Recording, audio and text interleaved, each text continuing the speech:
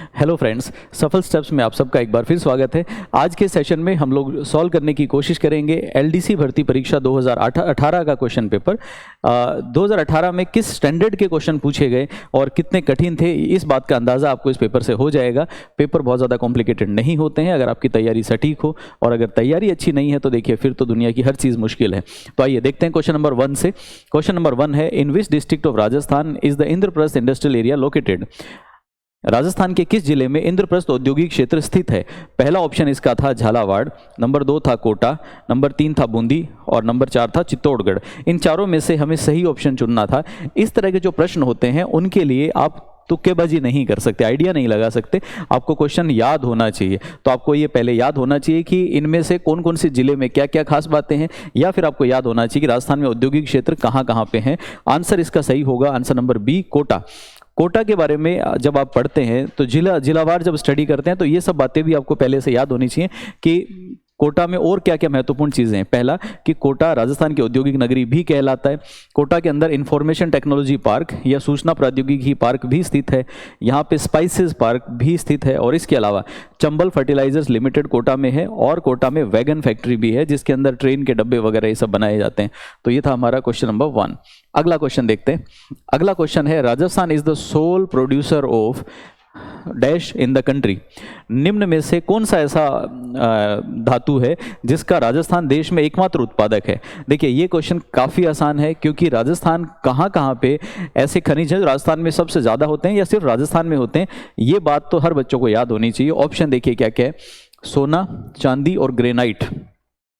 फिर ये तो कुछ ऑप्शन क्या होता है पढ़ के ही पता चल जाता है। क्या ऐसा हो सकता है कि राजस्थान सोने का इकलौता प्रोड्यूसर हो? नहीं, मुश्किल है। उसके अलावा टंगस्टन, जैस्पर, सीसा और जस्ता और वोलेस्टोनाइट, और इनमें से कोई भी नहीं। तो आइए देखते हैं। इसका जो सही जवाब है वो है सी। सी का मतलब हो गया जास्पर, सीसा, जस्ता और वोलेस्टोनाइट। इनमें से अगर हम लोग देखें तो जो जास्पर है, जास्पर का उत्पादन हमारे जोधपुर में होता है। सीसा, जस्ता और चांदी, इनकी खास बात है कि नॉर्मली ये तीनों जो खनिज हैं वो एक साथ ही मिलते हैं। तो जहाँ सीसा मिलेगा वहाँ जस्ता तो मिलेगा ही, और साथ में चांदी भी। इनका उत्पादन उदयपुर में, राजसमंद में और भीलवाड़ा में होता है। इसके साथ वोलेस्टोनाइट की अगर बात की जाए तो ये सिरोही में होता है, जहाँ पे जगह का नाम है बैल का मगरा। और सोने का उत्पादन ये राजस्थान में हमने सभी बता दिए। राजस्थान के अंदर प्रतापगढ़, बांसवाड़ा, इन दोनों के अंदर सोने के भंडार हैं, जिसमें से उदयपुर में, बांसवाड़ा और उदयपुर में अभी नए भंडारों की भी खोज हुई है। और ग्रेनाइट हमारे जालोर में मिलता है, जालोर को हम लोग ग्रेनाइट सिटी के नाम से भी जानते हैं। और टंगस्टन नागौर में, पाली में और सिरोही में पाया जाता है। तो देखिए क्वेश्चन का स्तर मुश्किल नहीं है, लेकिन आपकी तैयारी ठीक होनी चाहिए।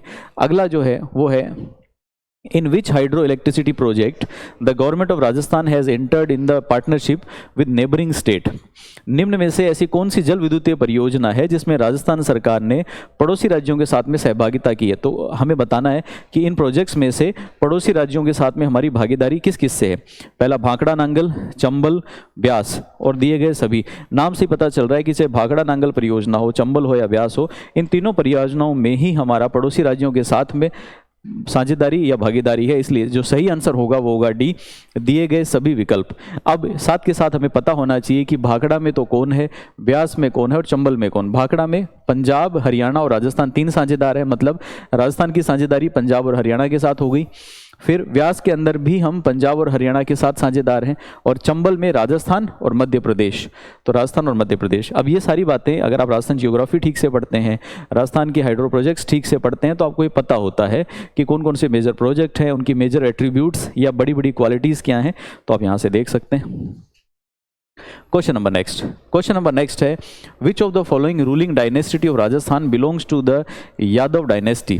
निम्नलिखित में से राजस्थान का कौन सा शासक ऐसा राजवंश है जो यादव राजवंश से संबंध रखता है? ऑप्शन है इसका राठौड़, सिसोदिया, कछवाहा और भाटी। अब जब आप हिस्ट्री पढ़ते हैं और उसमें राजस्थान की हिस्ट्री पढ़ते हैं तो ये सारी चीज़ें बिल्कुल आपको क्रिस्टल क्लियर होनी चाहिए। हमारा सही आंसर होगा भाटी। क्यों? क्योंकि भाटी के बारे में थोड़ी बातें जान लें।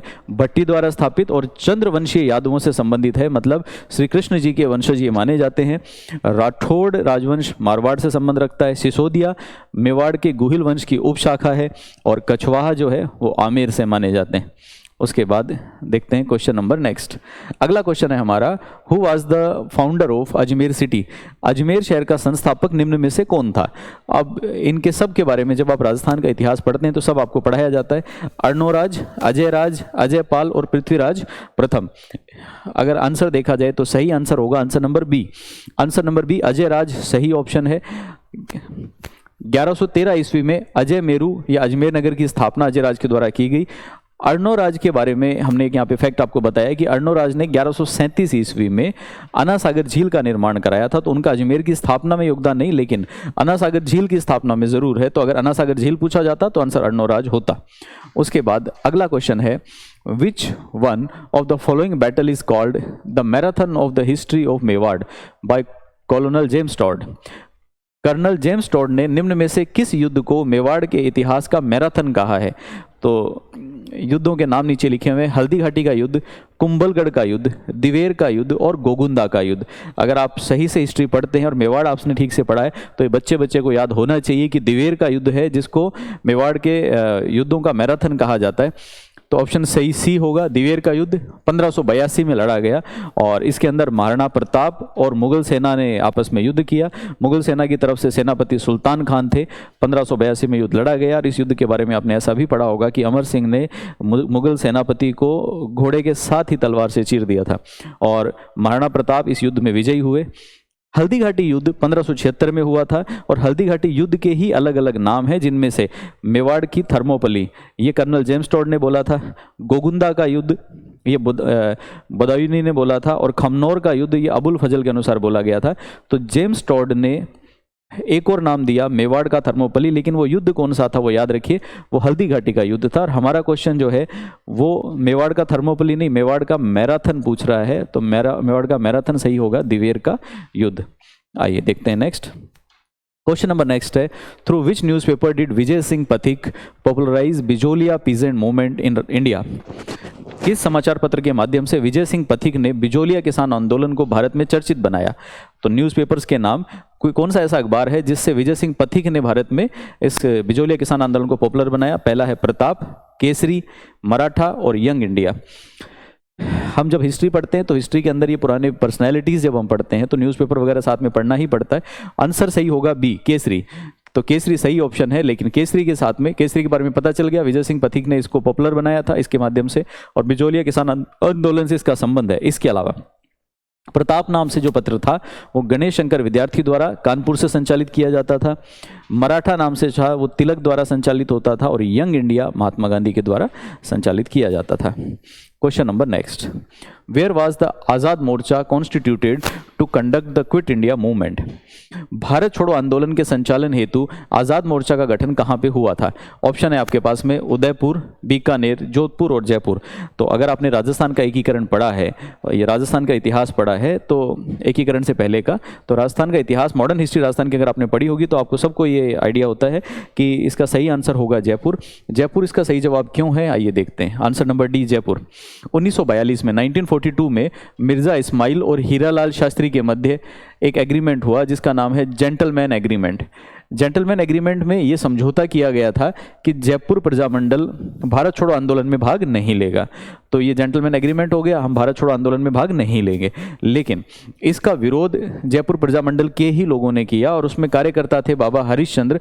उन्होंने एक मोर्चा गठित कर दिया जिसका नाम आज़ाद मोर्चा है। तो सही आंसर होगा जयपुर। आज़ाद मोर्चा का गठन जयपुर से हुआ। उसके बाद अगला क्वेश्चन है, which language of Rajasthan has Marathi influence? इनमें से कौन सी ऐसी भाषा है जिसके ऊपर, राजस्थान की ऐसी कौन सी भाषा है जिसके ऊपर मराठी भाषा का प्रभाव है? तो राजस्थान की बोली पहचाननी है जिसमें मराठी का प्रभाव है। भाषाएं लिखी हुई हैं मारवाड़ी, ढूंढाड़ी, मेवाड़ी और मालवी। सही जवाब होगा हमारे लिए डी, मालवी। तो मालवी राजस्थान के अंदर कोटा में, प्रतापगढ़ में और झालावाड़ एरिया में बोली जाती है। मारवाड़ी मारवाड़ एरिया में बोली जाती है। ढूंढाड़ी जयपुर, दौसा, अजमेर और किशनगढ़ में बोली जाती है। और मेवाड़ी भाषा जो है वो उदयपुर, भीलवाड़ा और राजसमंद में बोली जाती है। लेकिन अगर पूछा जाए कि मराठी का प्रभाव किस पे, तो मालवी भाषा पे। Question number next, where is the main पीठ seat of Nimbark sect? Nimbark संप्रदाय की मुख्य पीठ कहाँ पे है? ऑप्शन है आपके पास में किशनगढ़, सलेमाबाद, सालासर और खेड़ापा। हम जानते हैं कि इसका सही आंसर सलेमाबाद होगा। एक बार देखते हैं ज़रा, तो सही आंसर है सलेमाबाद, अजमेर। सलेमाबाद के बारे में अगर थोड़ा सा, इस पीठ के बारे में थोड़ा सा जाने तो इसकी स्थापना परशुराम देवाचार्य के द्वारा की गई थी और जो मेला भरता है वो भाद्रपद शुक्ल अष्टमी या राधा अष्टमी के दिन इसका मेला भरता है। क्वेश्चन नंबर नेक्स्ट है, झेला, जमेला, पीपल पत्रा, अगोटिया आर द ऑर्नामेंट्स ऑफ। झेला, जमेला, पीपल पत्रा और अगोटिया किस अंग के आभूषण हैं? तो ये आभूषणों से जुड़ा हुआ सवाल कि ये कान के आभूषण है, नाक के आभूषण है, हाथ के आभूषण है या अंगुली के आभूषण है? तो इसका सही जवाब होगा कान के आभूषण। कान के आभूषणों में अगर और देखें तो देखो, झेला, जमेला, पीपल पत्रा, अगोटिया ये तो हैं ही। गले के कुछ प्रमुख आभूषणों की बात करें तो हार, झालर, हालरो, झालरो, कंठी, गलपटिया। हाथ के आभूषणों की बात की जाए तो गोखरू, चूड़ा, बंगड़ी और कड़ा। अंगुली के आभूषणों की बात की जाए बीठी, अंगूठी, मूंदड़ी और पवित्री। उसके बाद नेक्स्ट है, what is the traditional craft of Jaipur? Jaipur का परंपरागत शिल्प इनमें से कौन सा है? पहला है थेवा, फिर है ऊनी खादी, फिर है पेंटिंग्स और ब्लू पोट्री। तो ये आज के दिन एक नॉर्मल प्रश्न है जो हर बच्चे को पता है और फिर भी बच्चे एग्जाम में ऐसी गलतियां भी कराते हैं। तो हम जानते हैं कि ब्लू पोट्री का संबंध जयपुर से है। सही आंसर होगा D, blue pottery. Blue pottery की शुरुआत जयपुर के, राजस्थान के अंदर महाराणा राम सिंह जी के शासन में हुई थी और पद्मश्री सम्मानित कृपाल सिंह शेखावत ने इसे देश विदेश में ब्लू पोट्री को पहचान दिलाई। अगर जब हम ब्लू पोट्री के बारे में पढ़ते हैं तो साथ के साथ हमें यह भी पता होना चाहिए कि चित्रकला के संबंध में राजस्थान में मुख्य स्कूल कौन कौन से? तो चित्रकला के मुख्य स्कूल मेवाड़, मारवाड़, हाड़ौती और ढूंढाड़ स्कूल हैं। और थेवा कला यहाँ पे नाम आया ऑप्शन में, तो थेवा कला बेसिकली प्रतापगढ़ से संबंधित है, जयपुर से इसका वास्ता नहीं है। उसके बाद अगला क्वेश्चन है, मुख्यमंत्री आदर्श ग्राम पंचायत योजना के बारे में निम्न में से क्या सही नहीं है? Which of the following is not true about मुख्यमंत्री आदर्श ग्राम पंचायत योजना? तो मुख्यमंत्री आदर्श ग्राम पंचायत योजना के बारे में गलत पहचानना है। पहला है, इसमें चयनित गांव के विभिन्न क्षेत्रों के समग्र विकास की परिकल्पना की गई है। इसका उद्देश्य नैतिक मूल्य पैदा करने जैसे कि लैंगिक समानता, महिलाओं की गरिमा, सामाजिक न्याय, सामाजिक सेवा का भाव आदि है। यह ग्रामीण समुदाय की सामुदायिक सहभागिता और सामाजिक लाभबंदी पर बल देता है और यह सीमांत किसानों के लिए कृषि विपणन और साख उपलब्ध करवाता है। तो देखिए इसका जो सही आंसर होगा वो होगा डी। तो ऑप्शन हो गया डी। और इस योजना के बारे में थोड़ा सा जान लेते हैं। योजना का प्रारंभ हुआ 2014-15 में। प्रत्येक विधानसभा क्षेत्र में एक आदर्श ग्राम पंचायत स्थापित की जाएगी और ग्राम पंचायत कौन सी होगी इसका चयन विधायक साहब के द्वारा किया जाएगा। स्वयं विधायक, उनकी पत्नी या विधायक अगर लेडी हैं तो उनके पति, वो जिस ग्राम पंचायत से हैं उनकी ग्राम पंचायत यहाँ पे आदर्श ग्राम पंचायत नहीं बन सकती। शहरी निर्वाचन के मामले में विधायक द्वारा अपने निर्वाचन क्षेत्र के आसपास ये ग्रामीण एरिया में से किसी पंचायत का चयन किया जा सकता है और कच्ची बस्ती वाले जो वार्ड हैं उनको भी आदर्श वार्ड के रूप में शहरों में विकसित किया जा सकता है। अगला प्रश्न है, राजस्थान की रियासतों के एकीकरण के समय जोधपुर राज्य के महाराजा कौन थे? तो जिस समय राजस्थान का एकीकरण हो रहा था उस समय जोधपुर राज्य के महाराजा कौन थे? Who was the maharaja of Jodhpur state at the time of the integration of the princely state of Rajasthan? Umed Singh, Hanwant Singh ji, Gaj Singh जी और विजय सिंह जी। सही आंसर होगा हनवंत सिंह। तो आंसर नंबर बी सही है, हनवंत सिंह। राजस्थान का एकीकरण 7 चरणों में पूरा हुआ, ये सब हम जानते हैं, हमने सबने राजस्थान का एकीकरण पढ़ा है। उसका जो चौथा चरण था वो 30 मार्च 1949 को पूरा हुआ। संयुक्त राजस्थान और उसके अंदर जयपुर, जोधपुर, बीकानेर, जैसलमेर 4 बड़ी रियासतों को मिलाकर वृहद राजस्थान का निर्माण किया गया था। तो मैं उम्मीद करता हूँ कि ये आज का सेशन आपके लिए यूजफुल रहा होगा। आज के सेशन में हम लोग इतना ही पढ़ेंगे और हम लोग जल्दी ही मिलेंगे एक और नए सेशन के साथ में। तब तक के लिए keep learning, keep enjoying. Thanks a lot. And अगर आपको ये सेशन पसंद आता है तो ज़्यादा से ज़्यादा फ्रेंड्स के साथ शेयर कीजिए, ज़्यादा से ज़्यादा सब्सक्राइब कीजिए और लाइक कीजिए। धन्यवाद।